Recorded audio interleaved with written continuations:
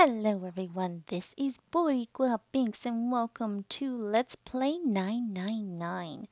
In the last episode, we got really far in towards another ending and we were opening the coffin at last. Oh, I'm so excited. We're finally gonna see who's been knocking on that wood. Knock, knock, knock. Alright, let's keep going.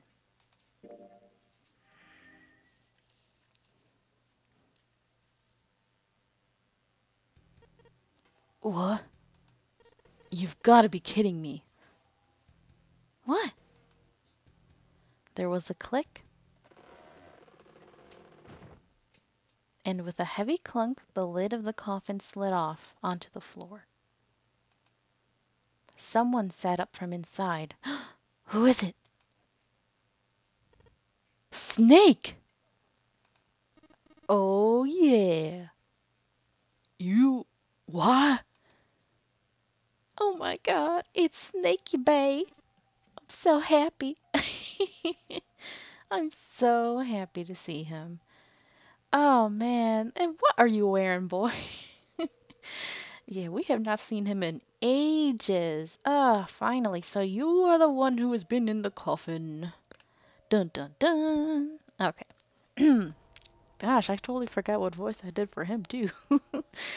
Haven't seen him in ages. All right.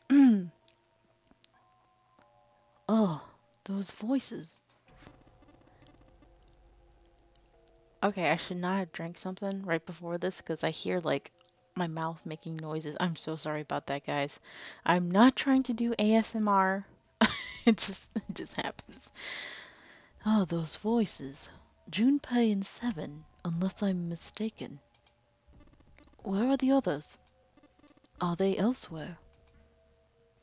Of course, there was no reason Snake would have known anything about where anyone else would be, including Clover. Oh no.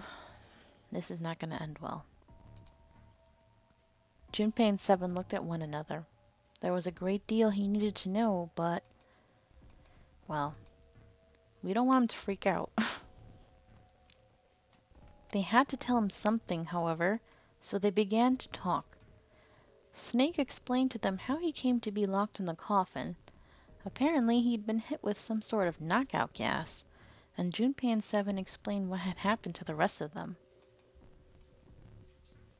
There was one thing, however, that neither Seven nor Junpei could bring themselves to say.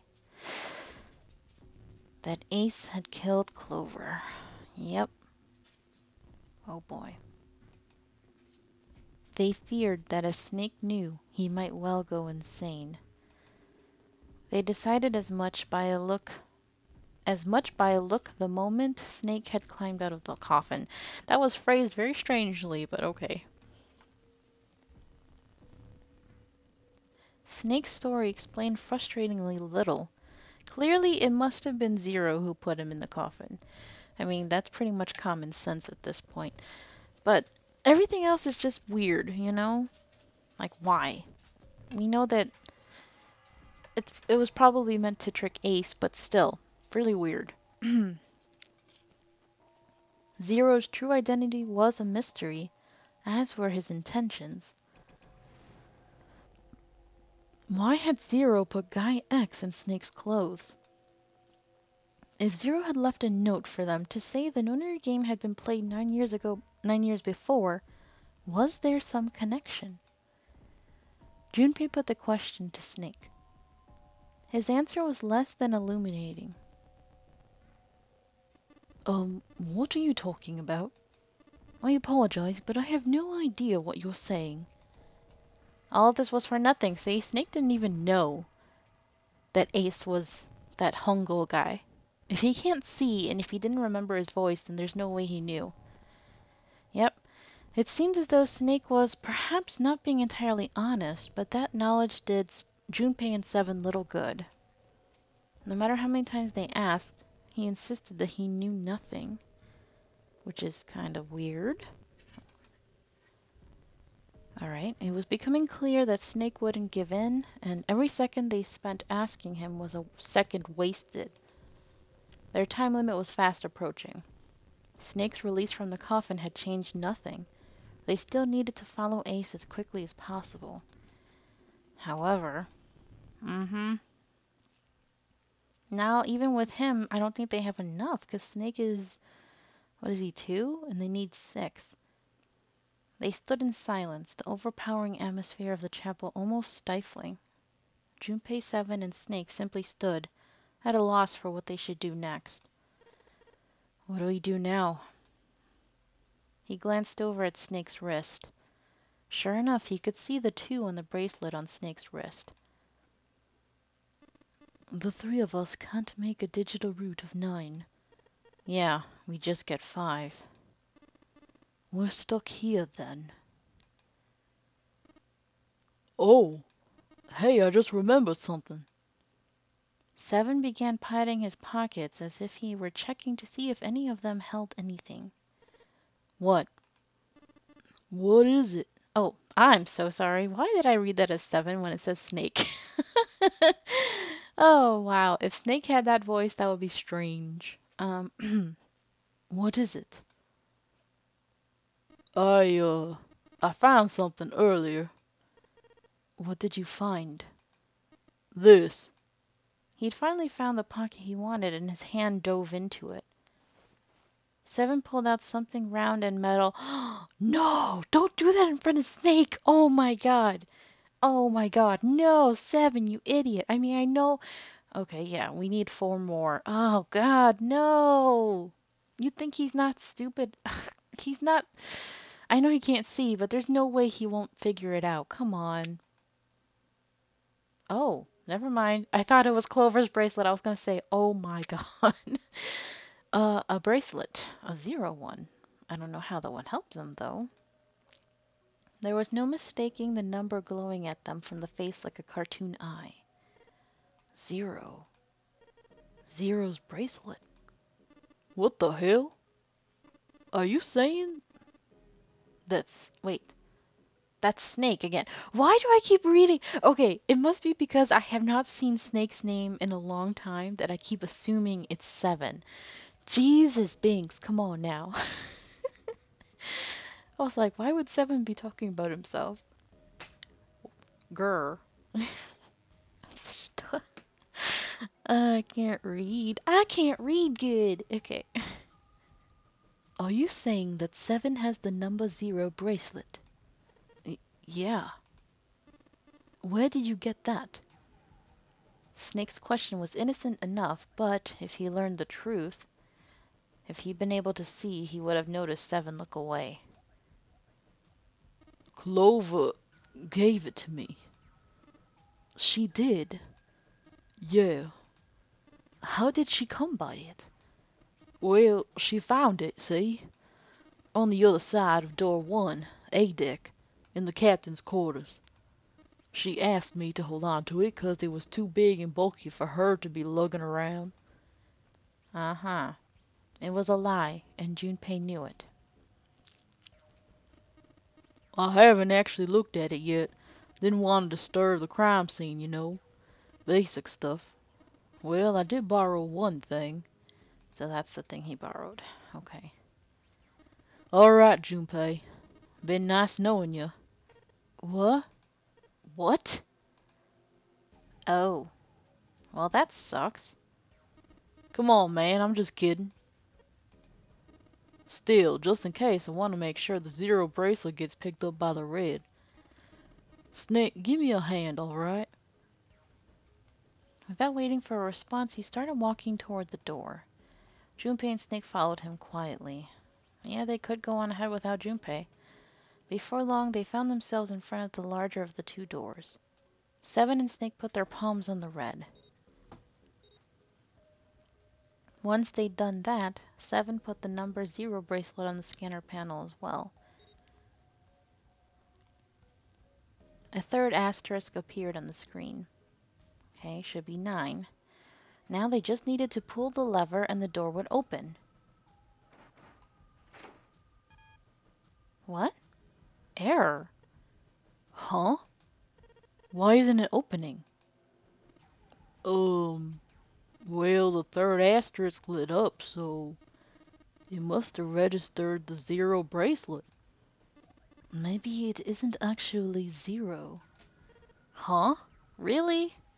Trying to trick us now? Come on. That's pretty messed up. What? No, he said what? That bracelet may not actually produce the number zero when scanned. Huh.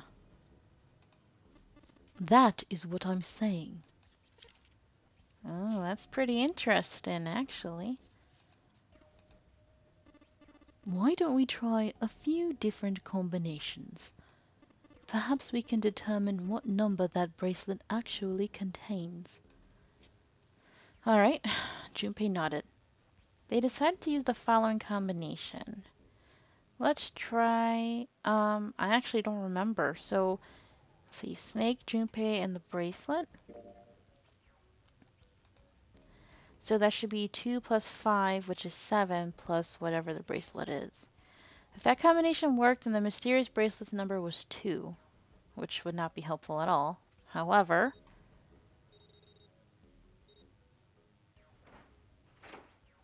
nope. Alright. The door didn't open. The mysterious bracelet wasn't 2. Junpei continued. Okay. Let's just go down the list. Junpei 7 in the bracelet. Junpei 7 is 12, which is 3. If it works, then it means it's 6, which would be helpful. They scan in their bracelets.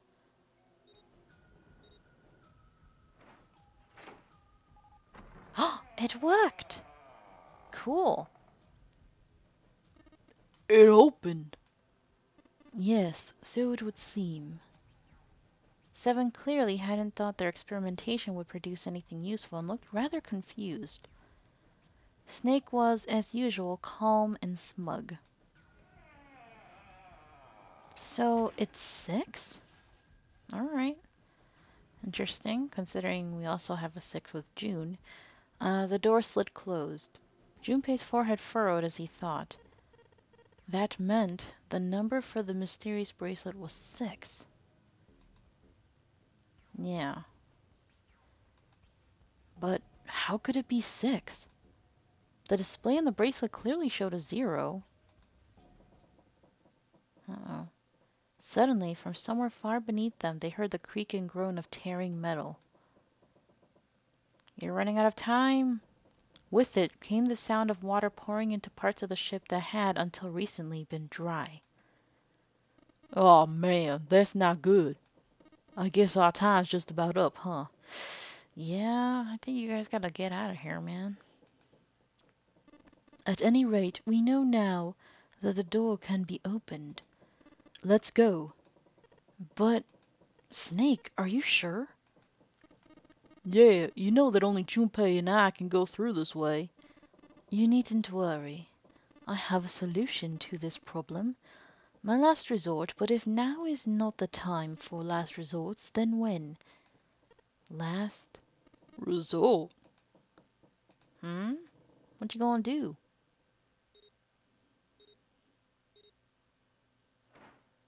Okay.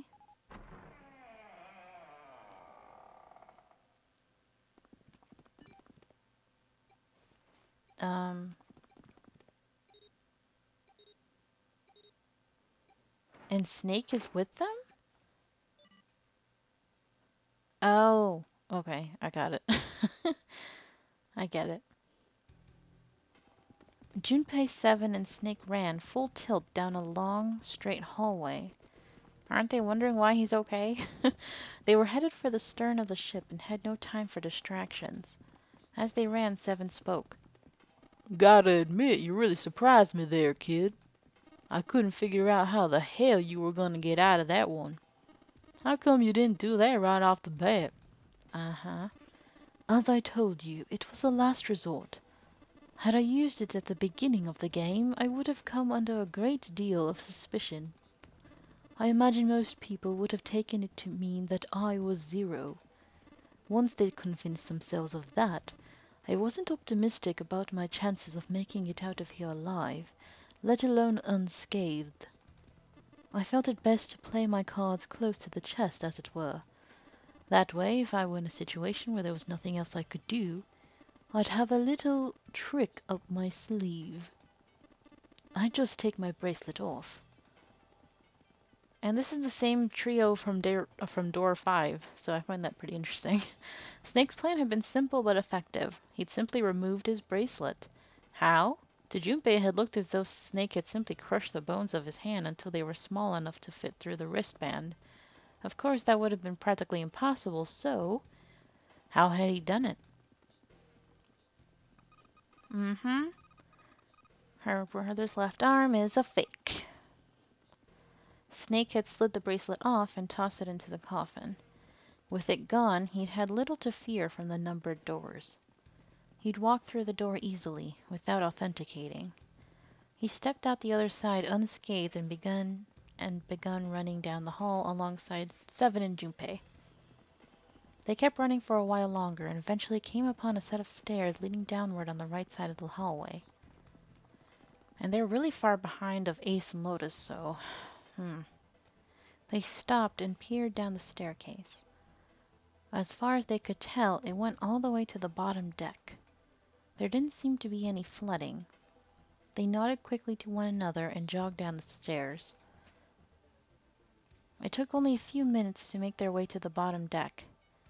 There was a single hallway in front of them, at the end of which was a single door. Junpei threw it open. Inside was a massive iron gate. A plate was affixed to the top of it. New area. It read Incinerator. Ooh. Incinerator? Oh my, that doesn't sound very pleasant. Do you see a lever near the gate, perhaps? Yeah. Right over here. How did you know that? Well, I'd be happy to regale you with the story. I imagine it should only take half a day or so. We already know kind of the story, but all right. Ugh. Junpei grumbled, gave Snake a dirty look, and jogged over to the lever. He's like, really, man? If you pull it, the door ought to open. Got it. He pulled the lever down.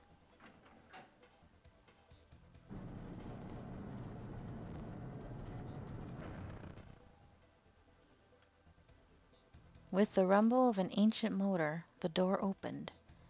There was no need to hold back, and no time to hesitate. They pushed their way inside. Standing in front of them were Ace and Lotus. I'm gonna keep going, guys. I want to get this done. Ace still held the revolver in his hand. Poor girl. Lady. It was still pressed hard against Lotus's temple. Why you guys still here, huh? A small dark bruise had begun to form near the tip. Even from several yards away, Junpei could see that Lotus was shaking. She was terrified. But perhaps more interesting was what Junpei saw behind them. Another 9. What do you know? Another number 9 door. But why? Why was there another one? The door stopped Junpei in his tracks. It simply shouldn't have been there.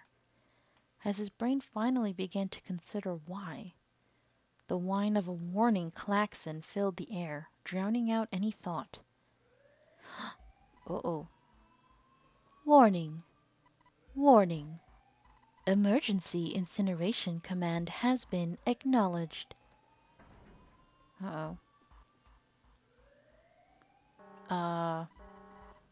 Get the heck out of there.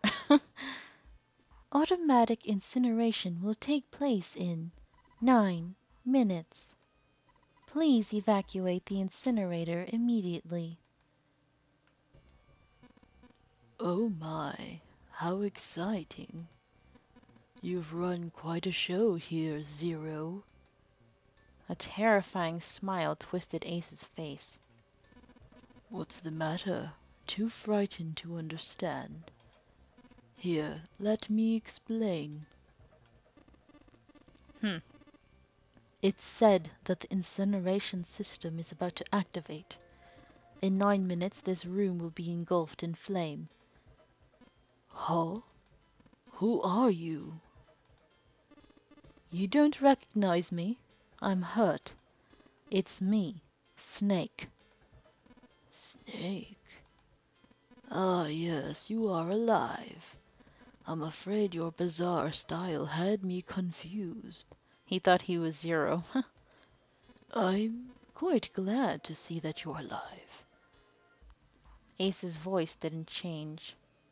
Snake ground his teeth. If you don't mind my asking, how did you get here? Snake, Junpei, 7. The three of you couldn't have opened a door with a 9.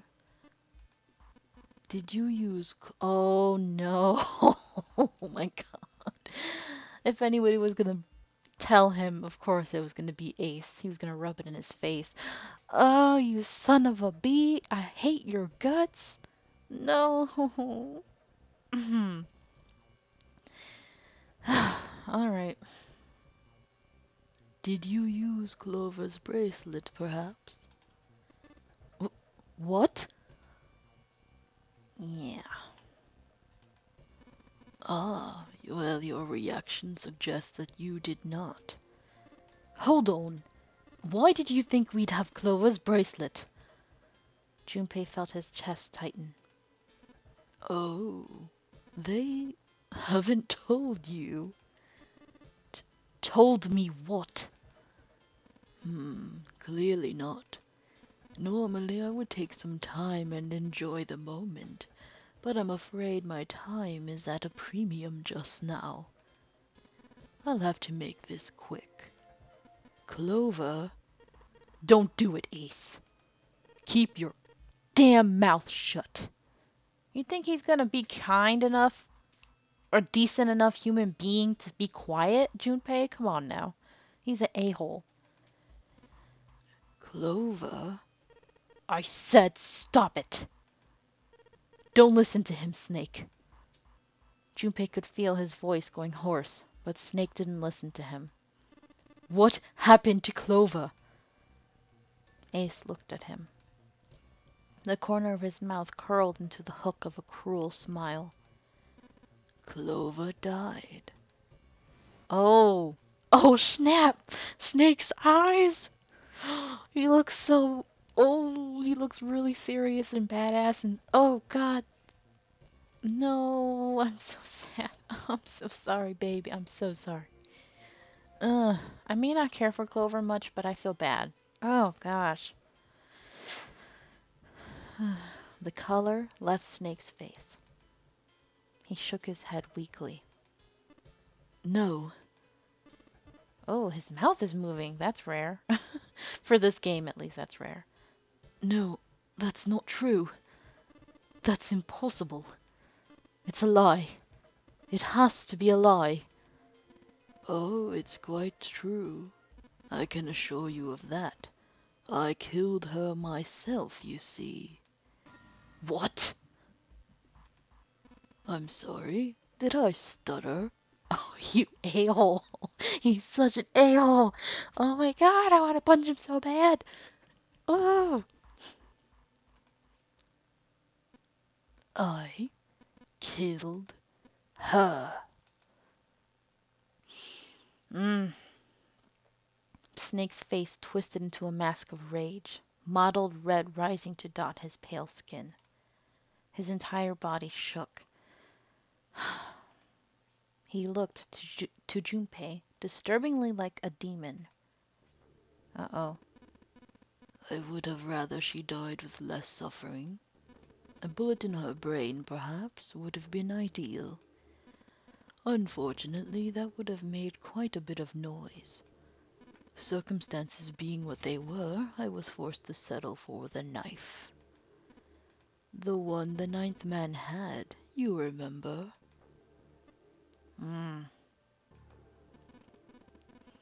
I believe I caught her just below the shoulder blade. You just said you don't have time to enjoy it, and yet you are rubbing it in so hard. Oh my god.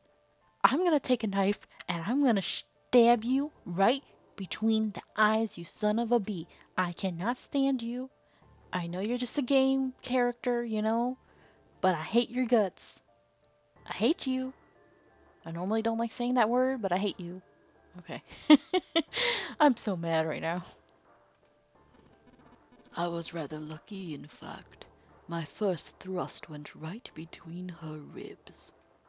Her flesh was so soft. My knife slid in so easily, there was no resistance. That feeling was, I confess, I feel rather excited. Oh, you perverted creeper. Ooh, I hate you. Ooh. It is a powerful memory. Someday, perhaps, I hope I can feel it again. That is a serial killer through and through. Incineration will begin in 7 minutes. I'm going to kill you. Snake's words were a guttural. Oh, I didn't say it as cool as he did then. Snake's words were a guttural growl, barely audible. Hmm? I'm sorry, what? I'm going to kill you. Ah, so you're going to kill me. Please do. Come now, I'm waiting. Don't do it. Don't listen to him, Snake. Stop it, kid. He's screwing with your head. Is there a problem? What are you waiting for, boy? Don't you want me to send you to join your sister? Don't! Snake! Don't do it! But Snake could no longer hear them. Oh god. Snake could no longer hear anything.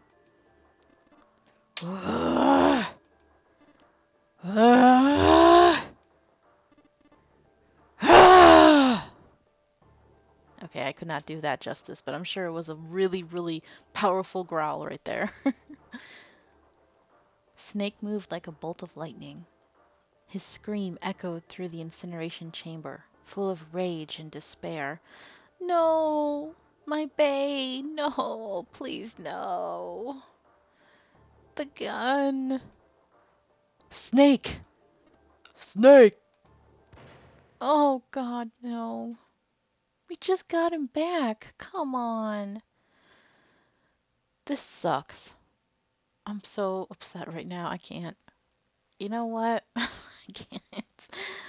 Alright, we're gonna leave this episode right here, guys. I'm sorry, I just can't right now. It's too much. And I don't want the episode to be too long. But I think we are really, really, really almost done finally with this particular storyline. So thank you guys so much for watching. I hope you're enjoying this. And until next time, have a nice day. Bye.